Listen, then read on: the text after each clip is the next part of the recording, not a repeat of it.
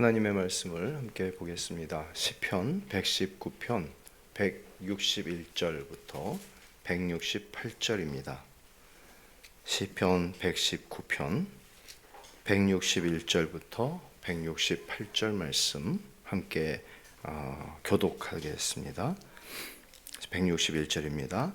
고관들이 거짓으로 나를 핍박하오나 나의 마음은 주의 말씀만 경외하나이다.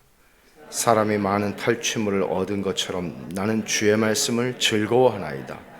나는 거짓을 미워하며 싫어하고 주의 율법을 사랑하나이다. 주의 의로운 규례들로 말미암아 내가 하루 7번씩 주를 찬양하나이다. 주의 법을 사랑하는 자에게는 큰 평안이 있으니 그들에게 장애물이 없으리이다. 여호와여, 내가 주의 구원을 바라며 주의 계명들을 행하였나이다. 내 영혼이 주의 증거들을 지켜 싸우며 내가 이를 지극히 사랑하나이다.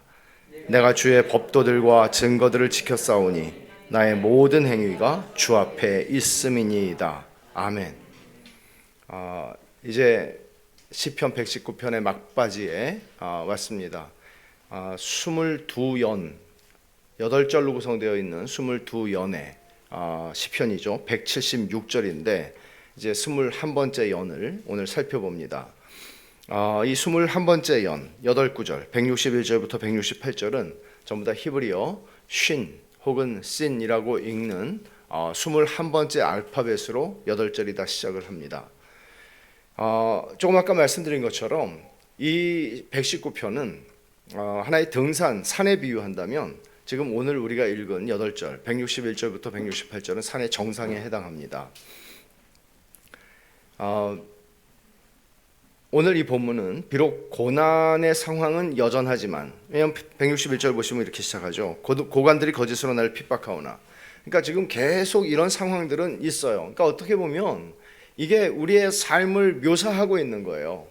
우리의 삶에는 이런 것들이 있어요. 아마 우리가 주님 앞에 서는 그 마지막 순간의 임종의 자리에서도 우리는 죽음과 씨름하겠죠.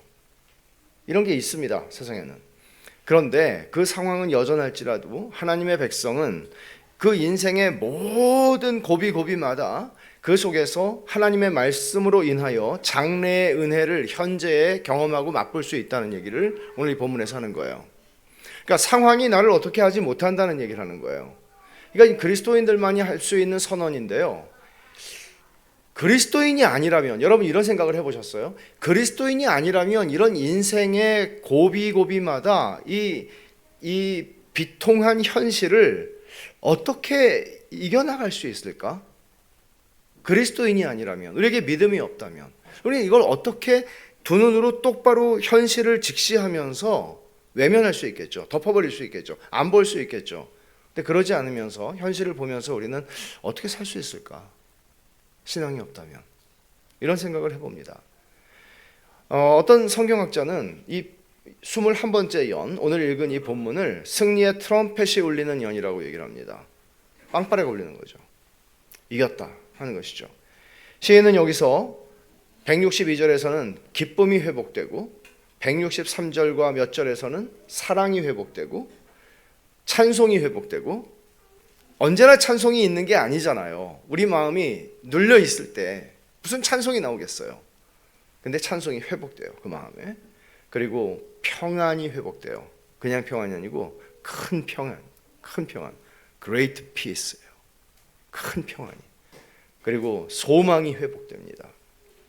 이런 것들을 경험하게 되죠. 그래서 데렉 키드너는 이 본문의 제목을 21번째 연의 제목을 뭐라고 전나하면 The Place of Peace, 평화의 자리, 화평의 자리, 샬롬의 자리란 말인데, 이게 우리 교회 이름하고 똑같은 거예요. 우리 교회 이름이 샬롬의 집이잖아요.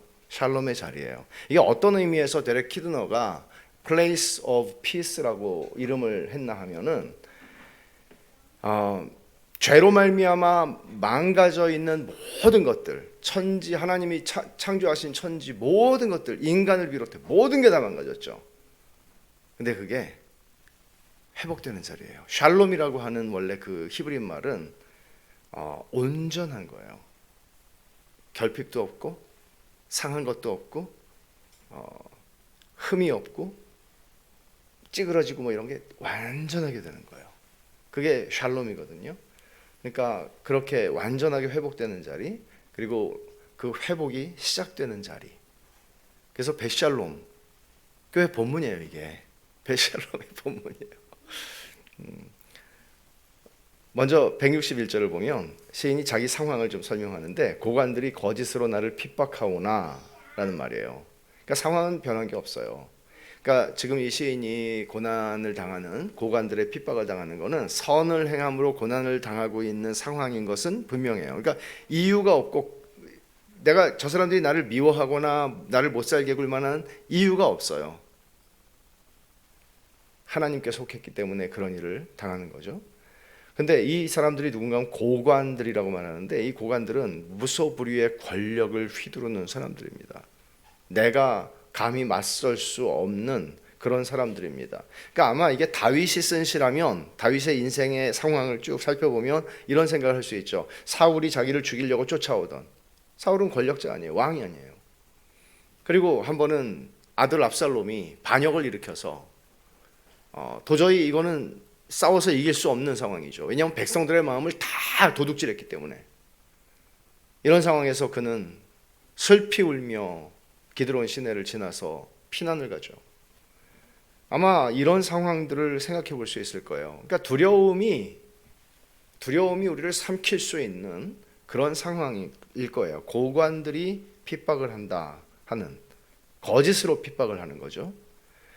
그러니까 이런 상황 속에서 시인은 자기가 할 수 있는 게 한 가지 있다고 봤어요. 여러분들 같으면 그런 상황에서 뭘 하세요? 시인은 이렇게 말하죠. 161절에 나의 마음은 주의 말씀만 경외하나이다. 그러니까 뭐 사면초가 사방으로 우겨쌈을 당하는 상황 속에서 뭐 누구 도움을 요청할 뭐 이것도 없어요. 그냥 나는 주님의 말씀만 경외합니다. 그렇게 얘기하는 거죠.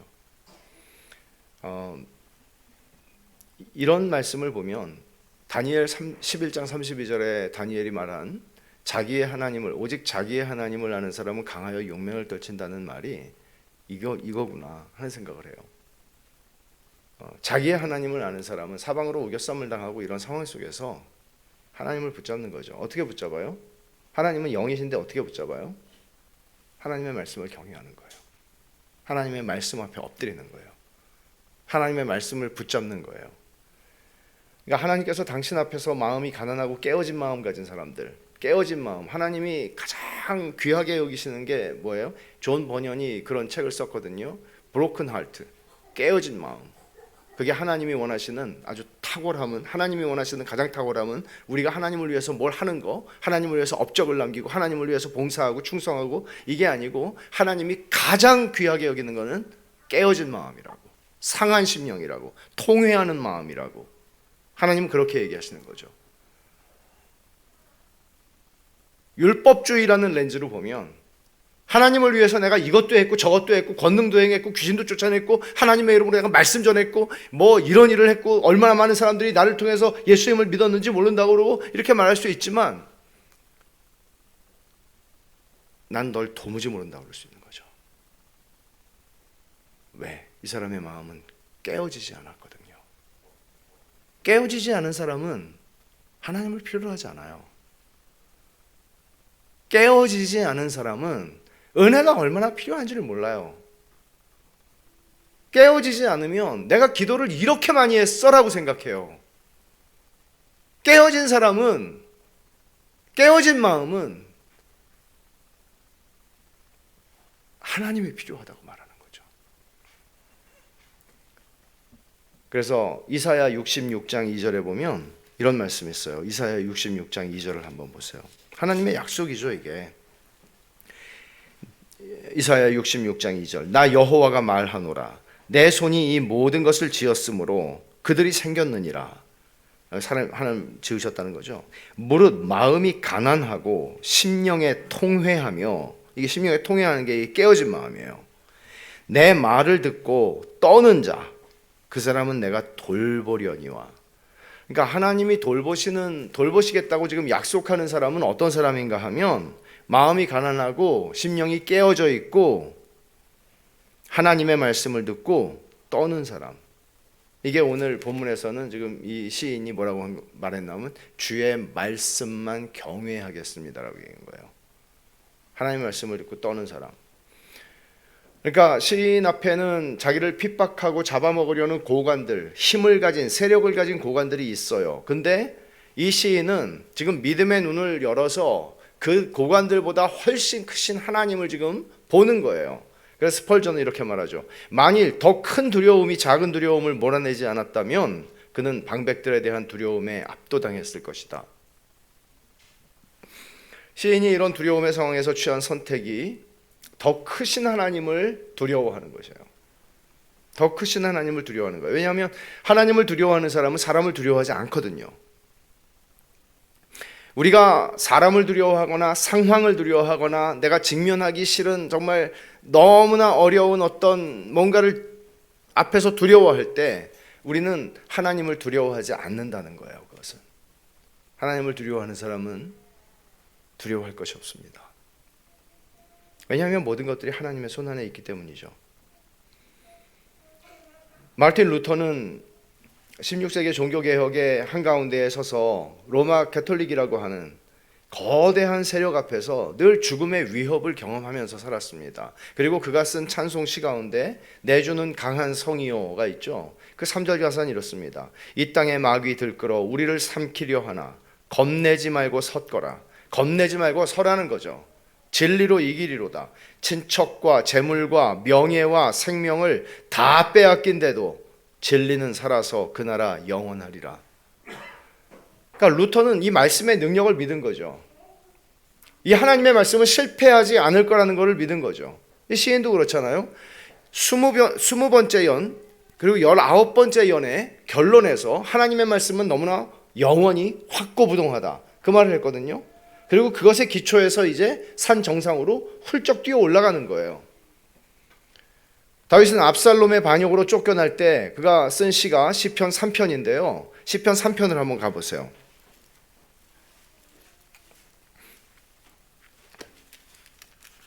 5절부터 읽어보면 시편 3편 5절부터 제가 읽습니다. 내가 누워 자고 깨었으니 여호와께서 나를 붙드심이로다. 천만인이 나를 애워싸 진친다 하여도 나는 두려워하지 아니하리이다. 여호와여 일어나소서. 나의 하나님이여 나를 구원하소서. 주께서 나의 모든 원수의 뺨을 치시며 악인의 일을 꺾으셨나이다. 구원은 여호와께 있사오니 주의 복을 주의 백성에게 내리소서. 이거죠. 천만인이 둘러 나를 애워싸서 진친다 하여도 나는 두려워하지 아니하리로다.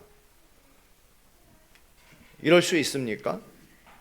천만인이라고 하는 것은 내가 두려워하는 누구인가일 수도 있고 내가 두려워하는 상황일 수도 있고요. 일어나지 않은 그 어떤 것일 수도 있겠죠. 그러나 그는 두려워하지 아니하리로다 라고 말하는 거예요.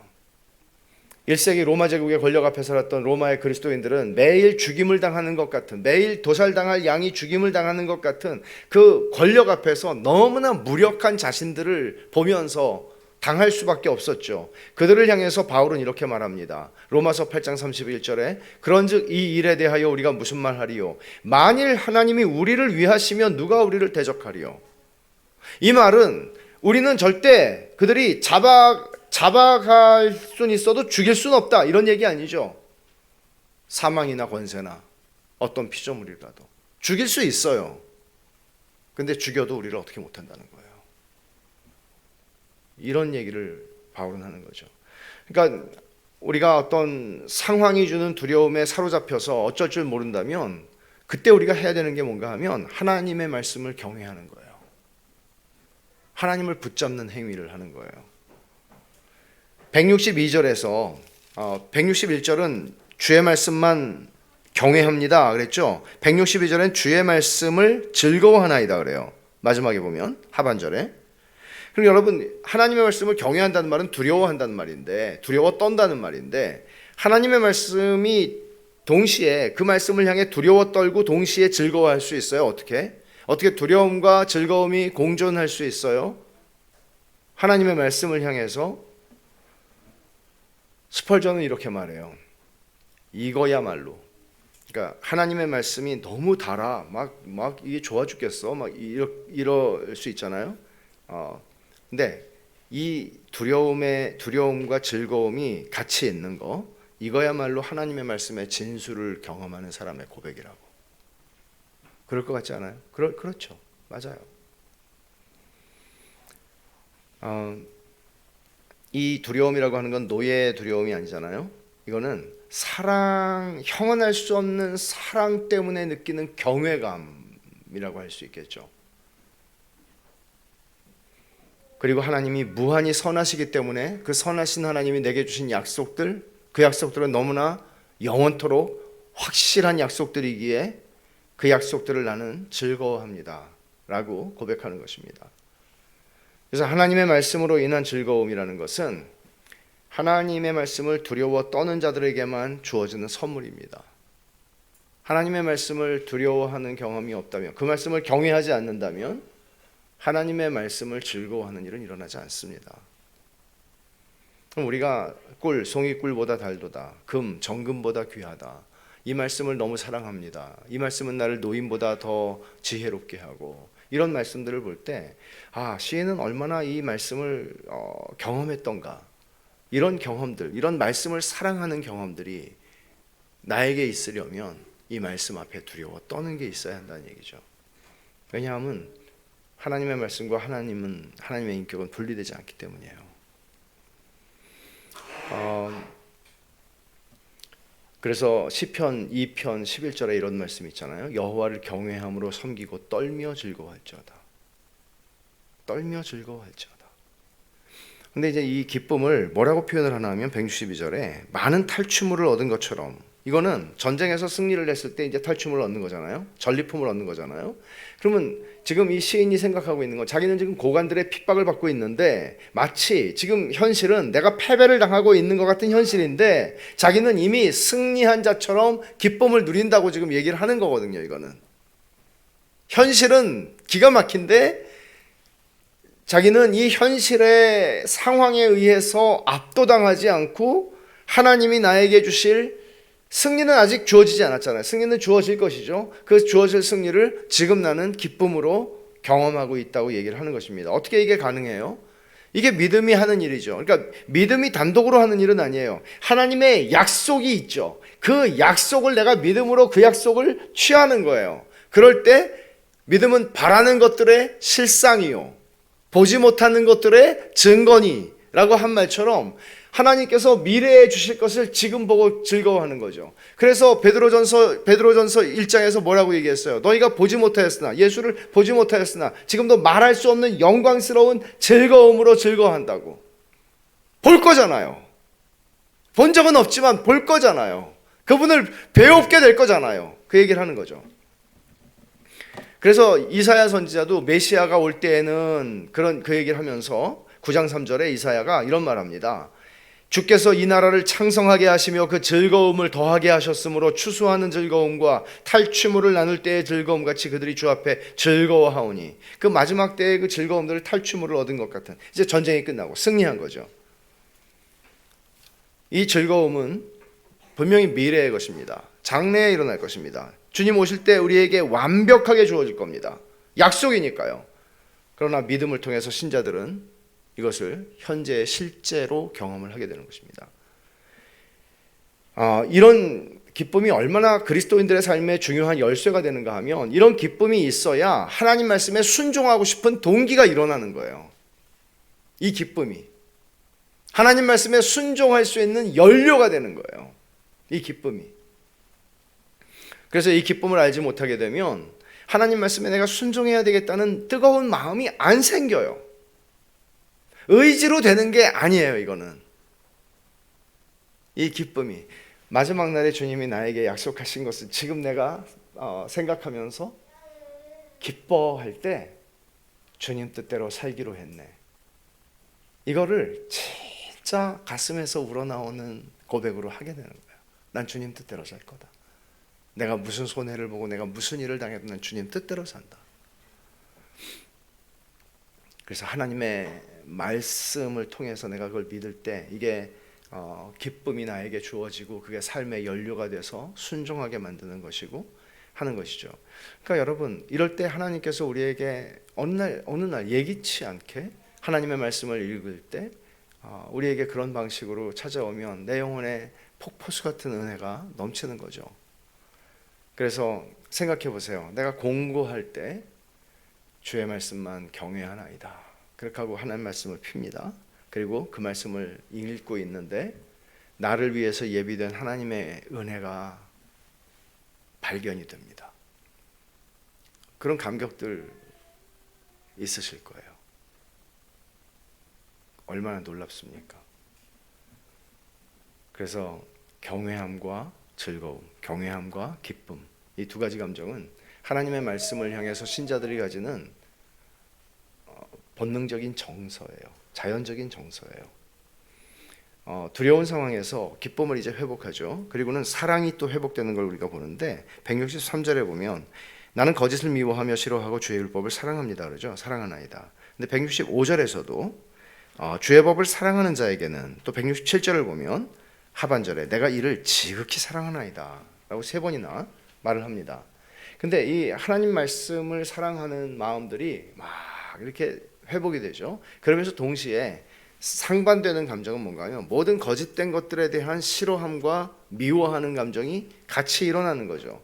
그러니까 영적인 기쁨을 누리지 못하게 되면 죄와 싸워서 이길 유혹을 이길 수 있는 힘이 약한 거예요. 이 기쁨이. 그러니까 잔파의 본 굉장히 이 말을 많이 하는 분이죠. 맞는 말이죠. 하나님을 기뻐하는 기쁨이, 그러니까 웨스트민스터 소요리문답 1문에서 하나님을 영화롭게 하고 그분을 영원토록 즐거워하는 것이 인간의 최고의 본분이다, 목적이다 라고 얘기할 때 하나님을 즐거워하는 힘이 강할수록 우리는 죄가 주는 즐거움을 축소시키고 무시할 수 있는 힘이 생기는 거거든요. 더 커야 되는 거죠. 사랑과 즐거움이 더 커야 되는 거죠. 그러니까 시인 안에서는 이런 거룩한 정서가 강하게 살아나는 거예요. 그러니까 오늘날 그리스도인들에게 굉장히 어려운 건 뭔가 하면 옛날같이 심심하던 때에는 뭐 거저 먹었고 우리는 더 어려운 시대를 산다 그런 얘기를 하는 건 아니지만 우리는 너무나 많은 미디어에 노출되어 있고 너무나 많은 것들이 우리 마음을 분주하게 하잖아요. 근데 삶이 좀 더 단순했더라면 우리는 하나님의 말씀의 영향 속에서 거룩한 정서가 좀 이렇게 축적되고 견고해지고 자라나고 강건해질 수 있는데 그럴 틈이 없는 거예요. 너무나 우리 앞 시대에 살았던 분들에게는 그들의 또한 싸움이 있었겠지만, 그러니까 이런 거룩한 정서가 내 안에서 자라날 수 있도록 이게 신자의 삶에 제일 중요한 건데요. 이런 일이 안 일어나는 거예요. 예를 들어서 일주일에 한 번 예배당에 와서 예배드리는 것이 내가 하나님을 만난다고 하는 것의 유일한 것이라면 절대로 이런 일이 일어날 수 없죠. 그렇잖아요? 어떻게 하면 매일매일의 일상의 삶을 살아가면서 내 안에 거룩한 정서가 침해되거나 거룩한 정서가 어떤 뭔가를 봐가지고 그것에 의해서 다 무너져 버리거나 그러지 않고 이게 계속 견고하게 세워져 가느냐 하는 것은 굉장히 큰 싸움이에요. 그래서 시인에게 이런 거룩한 정서가 차오를 때 시인은 이렇게 164절에서 이렇게 말하는 거예요. 주의 의로운 규례들로 말미암아 내가 하루 7번씩 주를 찬양하나이다. 고관들이 나를 핍박하고 있는 상황은 여전하지만 내 안에서 갑자기 찬송의 마음이 막 올라오는 거죠. 하나님을 찬송하고 싶은 벅찬 감정이 올라오는 거죠. 여기 7번, 하루 7번씩 주를 찬양하나이다. 그래서 로마 가톨릭에서는 전통적으로 하루에 7번 새벽부터 밤까지 7번 기도하는 시간들을 정해놓기도 하고 그랬잖아요. 근데 여기 7번이라고 하는 거는 7번을 해라 이런 거라기보다는 온전하게 하루 종일 내가 하나님을 찬송하고 싶습니다 그런 얘기고, 아무리 찬송해도 부족합니다. 이 7이라는 숫자는 완전한 거잖아요. 그러니까 아무리 찬송해도 배가 고픕니다 이런 얘기일 수도 있겠어요. 근데 어떻게 찬송한다는 거예요? 주의 의로운 규례들로 말미암아. 우리는 내가 하루 7번씩 주를 찬양하나이다. 왜냐하면 내가 원하는 게 이루어졌기 때문입니다 라고 말할 수 있잖아요. 근데 여기서 그렇게 말하지 않아요. 주의 의로운 규례들로 말미암아 내가 하루 7번씩 주님을 찬송하겠습니다 라고 말하는데 이 말씀을 제가 보면서 옛날에 한 뭐 십몇 년 전에 제가 구독하던 크리스천티 투데이라고 하는 미국 복음주의 잡지가 있는데, 여기서 어떤 인터뷰 기사를 읽었는데, 제가 이분들 노래를 좋아해요. 그 현대 찬송 작가이기도 하고 노래 만들고 또 노래 부르는 분들인데 부부예요. 키스 앤 크리스틴 게티라고 하는 이 아일랜드 분들인데, 북아일랜드. 이분들의 인터뷰가 실렸어요. 근데 이분들은 이렇게 얘기를 하더라고요. 찬송을 한다는 것은, 그러니까 요즘에 이제 좀 CCM의 이런 것에 대해서 약간 비판적으로 얘기를 하는 것은 뭔가 하면, 이분들에게는 찬송은 교리를 노래 부르는 것입니다, 이렇게 얘기를 하더라고요. 근데 교리라는 게 뭐겠어요? 교리라는 거는 두 가지거든요. 교리는 하나님이 어떤 분이신가, 하나님이 어떤 일을 하셨는가, 이게 교리거든요. 그러면 여기서 주의 의로운 규례들로 말미암아 내가 하루에 7번씩 찬송합니다 하는 게 똑같은 얘기거든요. 되게 인상적이었어요. 그게 저는 찬송이라는 것은 하나님이 어떤 분이신지와 하나님이 어떤 일을 하셨는지를 찬송하는 거구나. 그러니까 우리는 그 가사가 되게 중요한 거죠. 그러니까 가사를, 노래를 부를 때 그 가사가 그게 하나님의 말씀이니까요. 그 노래를 부르면서 우리의 영혼이 고양되는 거죠. 하나님의 말씀을 향한 이 시인의 사랑은 하루에 7번씩 찬송하고 싶은 마음을 만들어냅니다. 그리고 165절을 보시면 주의 법을 사랑하는 자에게는 큰 평안이 있으니 그들에게 장애물이 없으리이다. 제가 요즘에는 안 걷고 있는데, 안 걸은 지 너무 오래됐는데, 연초에 이제 열심히 걸을 때 이 시편 119편을 몇 번씩 들었어요, 오디오로. 근데 이 구절이 제일, 이게 올 때 막 이 가슴이 확 오더라고요. 보세요. 주의 법을 사랑하는 자에게는 큰 평안이 있으니 그들에겐 장애물이 없으리로다. 샬롬의 은혜가, 그러니까 샬롬의 자리잖아요. 다 회복이 되는 거예요. 지금 찬송이 회복되고, 사랑이 회복되고, 주의 말씀을 사랑하는 게 회복되고, 즐거워하는 게 회복되고, 다 회복이 되는 거예요. 근데 여기서 끝나지 않아요. 샬롬의 은혜가. 진짜 샬롬이, 여기 큰 평안이라는 게 샬롬 아니에요. 큰 평안, great peace, 거대한 평안함이, 평안함이 주의 말씀을 사랑하는 자들을 가질 것이다, 이런 말이에요. 평안함이 너는 내 거야 하고, 어떤 사람들에게? 하나님 말씀 사랑하는 사람들에게. 근데 여러분, 우리가 세상을 살면서 평안을 누린다는 게 사실 먼 얘기 아닙니까? 이 거친 세상에서 평안이 있어요? 세상과 육신과 사탄은 교만한 마음, 욕정, 탐욕, 안일함, 용서하지 않는 마음, 누군가를 향한 적개심과 분노, 염려, 온갖 수단들로 우리의 마음을 흔들어뜨리고 넘어뜨리고 그러려고 안간힘을 쓰는데, 어떻게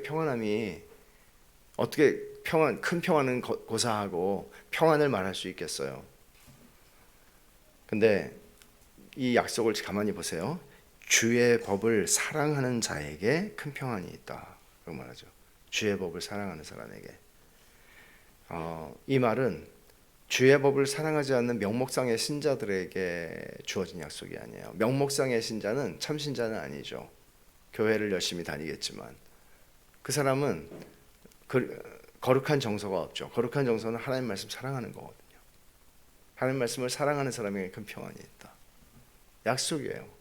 그리고 하나님 말씀을 잘 지키는 자에게 평안이 있다고 말하지 않아요. 감사하게도 우린 잘 못하는데, 근데 사랑해요. 그 말씀을 사랑해요. 그런 사람들에게 평안이 있다, 큰 평안이 있다. 찰스 브리지스는 이 큰 평안 안에 하나님의 자녀의 행복이 몽땅 다 응축되어 있다고 말합니다. 큰 평안 안에, 이 큰 평안이라는 이 말 안에. 샬롬도 엄청난 얘기인데, 거대한 샬롬, 완전한 샬롬, 큰 샬롬이 주의 법을 사랑하는 자들에게 있다. 하나님의 언약을 믿는 하나님의 자녀들이 누릴 수 있는 특권이죠. 이런 특권은 고난이 없을 거야 라는 말은 아닙니다. 큰 평안을 약속하는 것은 고난이 없을 걸 약속하는 게 아니고, 고난이 있어도 네가 큰 평안을 놓치진 않아.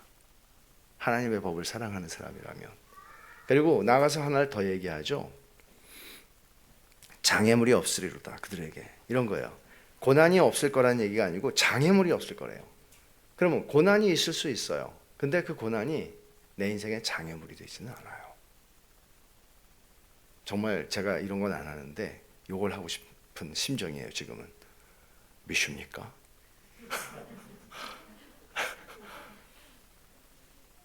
너무나 중요한 말씀이에요. 주의 법을 사랑하는 자에게는 큰 평안이 있으니 그들에게 장애물이 없으리이다. 엄청난 약속이죠.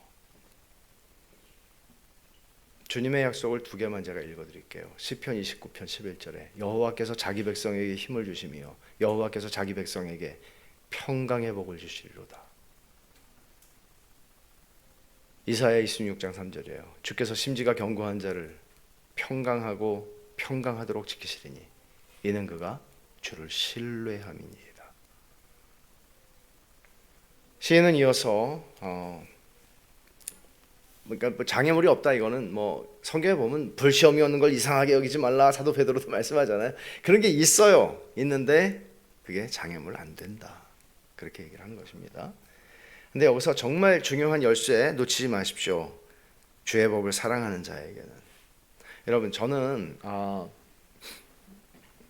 오래 살지는 않았지만 목회를 하면서 사람들을 보면서 정말 그렇구나. 이 말씀이 정말 그렇구나 하는 걸 보는데 제 삶에서도 그렇지만 주의 법을 사랑하는 게 그리스도인의 삶에서 얼마나 중요한 것인지 왜 다른 표현들이 많을 텐데 주의 법을 사랑하는 자에게는 큰 평안이 있다고 말했을까? 그러니까 주의 법을 사랑하지 않는다면 아무리 열심히 교회 생활을 하고 아무리 그 사람이 어떤 열정과 어떤 것을 보인다 할지라도 일반적으로 흔들려요. 갈피를 잡지 못해요. 성장하지 않아요. 그리고 입을 열면 불평을 많이 해요. 주의 법을 사랑하지 않을 때. 그러니까 여러분 데살로니가 후서 2장 9절을 한번 보세요. 제가 이 구절을 종종 읽곤 하는데 데살로니가 후서입니다. 후서 2장 9절과 10절이에요. 이게 이제 악한 자, 적그리스도의 나타남에 대해서 얘기하고 있는 맥락 속에서 악한 자의 나타남은 사탄의 활동을 따라 모든 능력과 표적과 거짓 기적과, 그러니까 이 악한 자가 이 능력을 발휘하고 뭐 기적을 만들고 한다는 거죠. 그리고 10절에 불의의 모든 속임으로 멸망하는 자들에게 있으리니 이는 그들이 진리의 사랑을 받지 아니하여 구원함을 받지 못함이라. 그러니까 여기서 그들의 뭐 이단이나 사입이나 뭐 이런 모든 것들 말이죠. 어떤 분들은 또 이렇게 얘기하죠. 그 사람들이 이렇게 가서 얘기를 해보면 딱 얼굴을 보고 맞춘다는 거죠. 당신 이런 근심이 있죠? 맞춘다는 거죠. 맞추죠. 사탄도 맞추죠. 그게 맞추니까 하나님입니까? 여기 얘기하잖아요.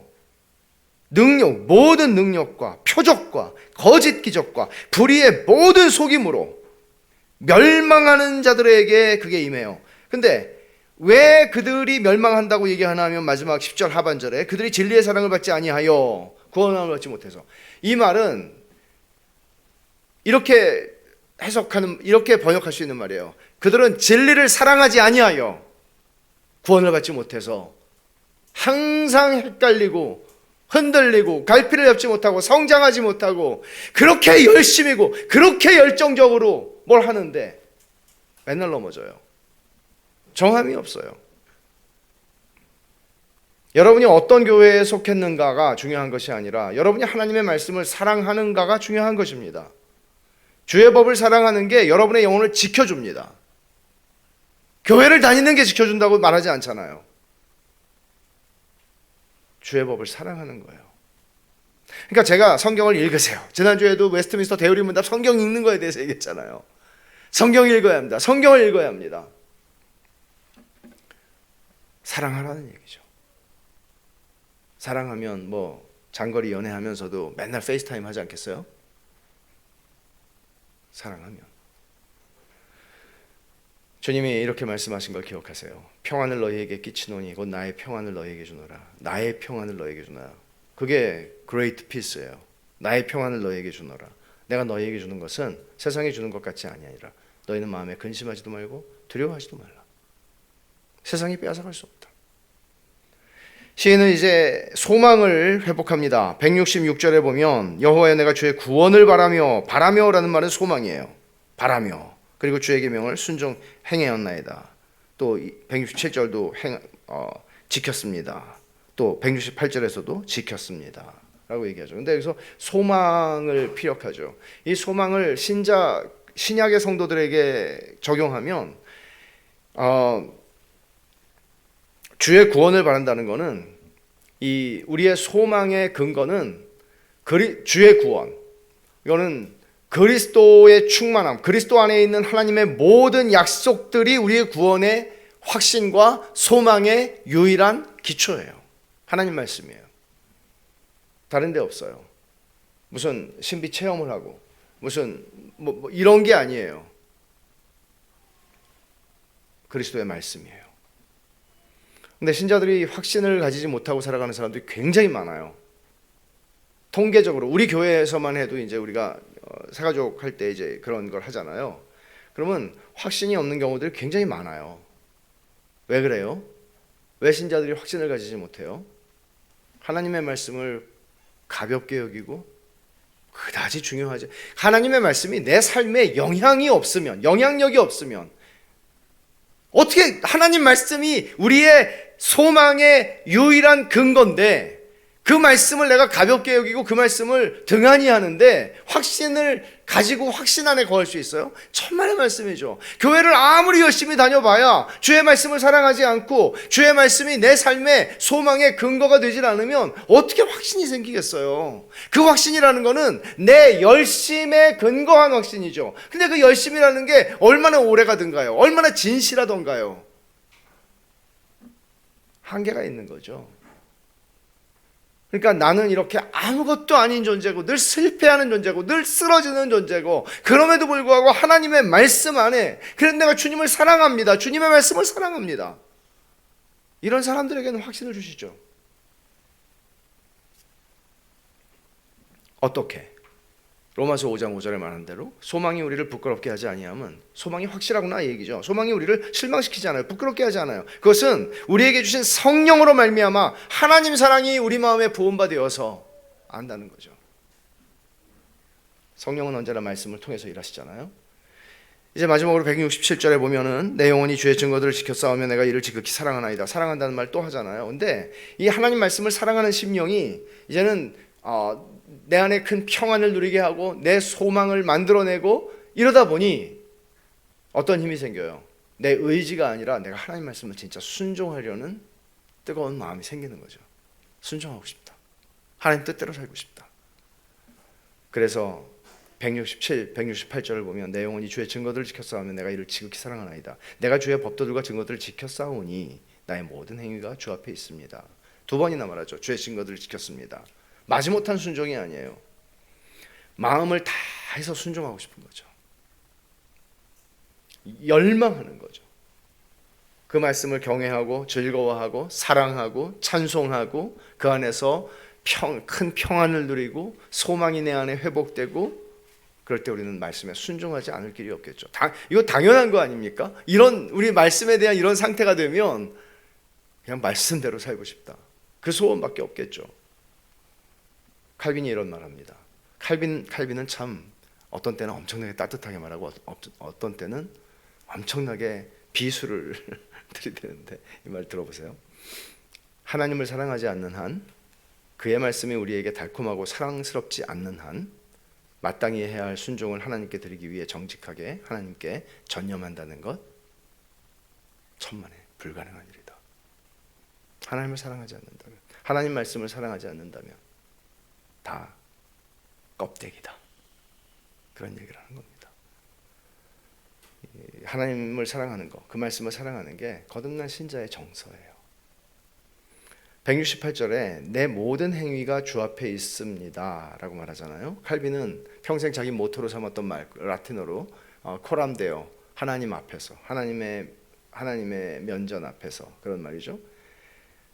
근데 이 시인의 고백처럼 내 모든 행위가 주 앞에 있습니다, 이러면 우리가 두려워서 어떻게 살아요? 사실은 사실인데 너무 두렵잖아요. 내 모든 행위가 사람들 앞에서 보여지는 내가 아니죠. 옛날에 그 빌 할베스 목사가 쓴 책처럼 참 그래요. 되게 사역을 잘했고 훌륭하게 했던 분인데 그가 은퇴할 무렵쯤에 그의 더러운 여성 편력들이 드러나면서 그의 그동안의 모든 사역들을 다 무너지게 만드는, 빌 할베스도 그런 사람이었죠. 근데 그 사람이 쓴 책 가운데 아무도 보는 이 없을 때 당신은 누구인가, 이게 하나님이 당신을 보는 관점이다. 근데 그는 죄를 지으면서 그 책 썼거든요. 무서운 거죠. 정말 무서운 거죠. 하지만 이 시인은 나의 모든 행위가 주 앞에 있습니다라고 할 때 그는 그리스도 안에서 하나님이 나를 보신다는 것을 바라보는 거예요. 그렇기 때문에 큰 평안을 누릴 수 있는 거예요.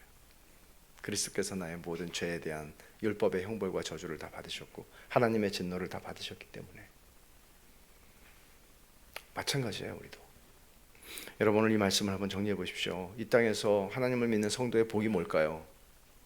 건강하고 자식들 잘 되고 돈 벌고. 성경은 그렇게 말하지 않습니다. 한마디로 말하면 성경 오늘 본문에서 말하는 것은 큰 평안이 있다, 이걸 얘기하는 거죠. 고난이 없는 인생을 약속하지 않습니다. 잘 먹고 잘 살 걸 약속하지 않습니다. 하나님의 자녀라도 이 땅에서 고난을 겪기 때문에 심지어 당신은 하나님 믿는데 왜 그래? 하는 얘기를 우리 듣습니다. 하지만 여러분 기억하십시오. 이 땅을 사는 우리에게 그리스도 안에서 무엇이 약속되었는지 분명하게 아십시오. 하나님의 말씀을 인하여 두려워 떨 때 그 말씀을 즐거워하는 자들은 하나님이 돌보시고 그들 안에 사랑을, 찬송을, 큰 평안을, 소망을, 순종을 회복시켜 주십니다. 여러분, 하나님 말씀을 경외하십니까? 이게 이제 우리에게 도전하는 거죠. 이 말씀을 통해서. 여러분은 하나님 말씀을 즐거워하십니까? 여러분들은 하나님 말씀을 사랑하십니까? 여러분들은 하나님의 말씀 때문에 찬송을 하루에 7번씩 하고 싶습니까? 여러분들은 그 하나님의 말씀에 근거하여 주의 구원을 바라보십니까? 소망 중에 기뻐하십니까? 이 땅을 사는 동안 이 확실한 말씀 속에서 보장해 주신 은혜와 특권, 이 복락을 놓치지 말고 삽시다. 장래의 은혜가 이 모든 말씀을 믿는 하나님의 자녀들에게 장래에 주어질 것임에도 불구하고 오늘 우리에게 지금 내가 누리는 실제가 될 수 있다는 것을 오늘 이 본문은 가르쳐 줍니다. 어떻게? 약속을 통해서, 말씀을 통해서. 그래서 우리는 말씀을 사랑하지 않을 수 없는 것입니다. 하나님의 말씀은 장래의 은혜와 영광을 맛보게 해주는 열쇠거든요. 같이 우리 기도하십시다.